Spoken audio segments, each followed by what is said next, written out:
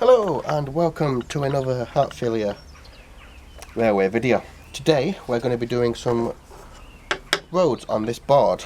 This is the middle board of the top section of the railway. We're outside in the garden because it's a lovely day. The sun is shining, it's lovely and warm.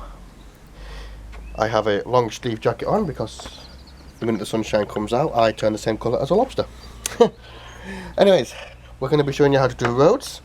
And we're going to be using the Polyfilla method. So we're going to be using this Polyfilla here. It is called Deep Gap Polyfilla from Polycell. It's really cheap and simple.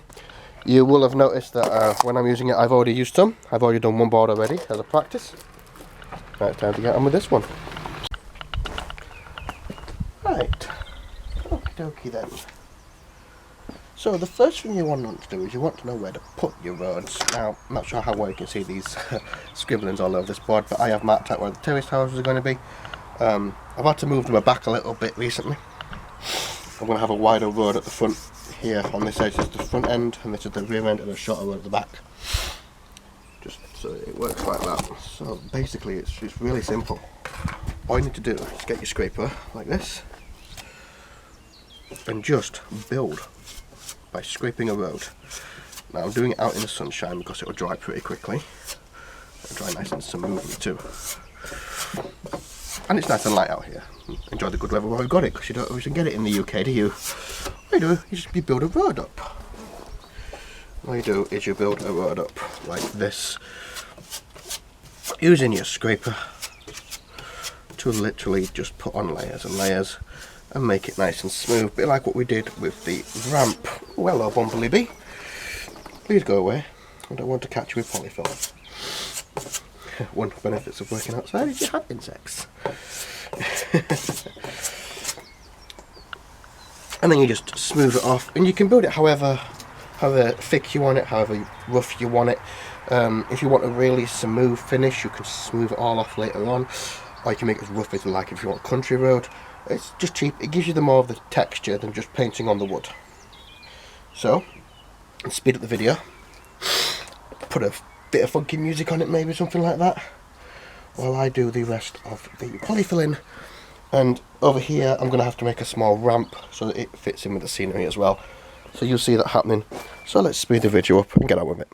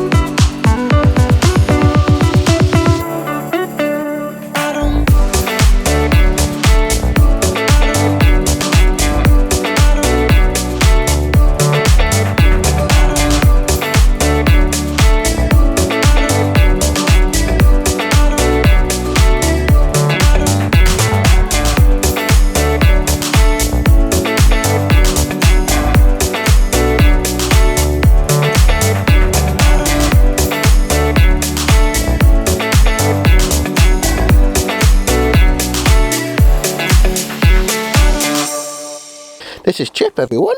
Hello. Come here, Chip. Good boy. He's not actually my dog. He's from 2 doors down. He lives down there. He just comes to visit and say hello, don't you? Have you got a stick? Come on. No? Okay. Bye. See you later then, Chip. Do you want me to throw it? I'm just going to destroy it instead. Well, okay. Fair enough. Just going to destroy it instead. Okay, buddy. Can I get on with can I get on with the roads now? Should I get on with it now? Yeah? Okay. Say bye, Chip. Right, next stage after Polyfilla has dried is to paint it. So I've had Chip here with me all morning for the last couple of hours. He's been throwing his ball, keeping him entertained from my neighbours. He loves to wander around. So what we're going to do is we're going to paint the roads with Polyfilla with this. Don't know how well you can see it, but it's a wheel cut undercoat dark grey, number 92, for wood and metal.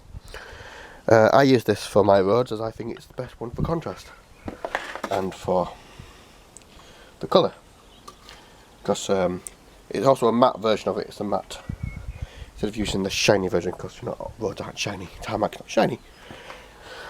So I'm going to be using that to emulate it like grey cobblestone or grey old tarmac. So I need a brush. Pretty self-explanatory, really, isn't it? You should paint in the Polyfilla, and you can make as much thickness on it as you want. You may have noticed that I've gone over some of the marker lines slightly.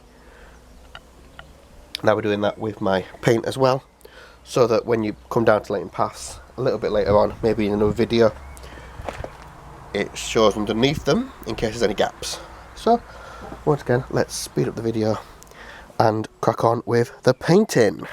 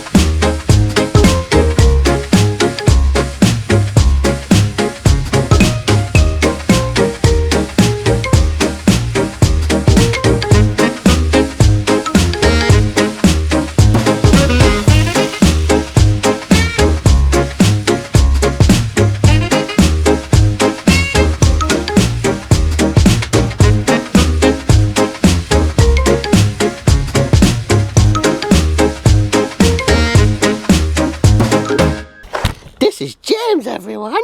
Say hello. Right, final phase. Final phase. So we've left it to dry in the sunshine, which was fun. So we built it up from the ground up. So now what we're going to do is we're going to use some spray paint. This spray paint, which is this spray paint. It's like an acrylic grey, right? Gunmetal grey. Gunmetal grey by Humble. Where can you pick this up? Amazon. Amazon? It's about £5. About a £5. Right, cool. To give it some texture, you do a light mist, doesn't it? So, now, he did this last time, so it's going to be fun. So all we do is a light mist over the top.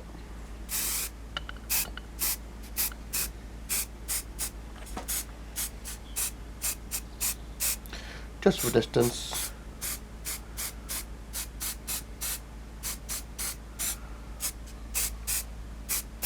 Just as a bit of texture. Look back to you. It's good to me. There we go. And those are done. Woo! All done.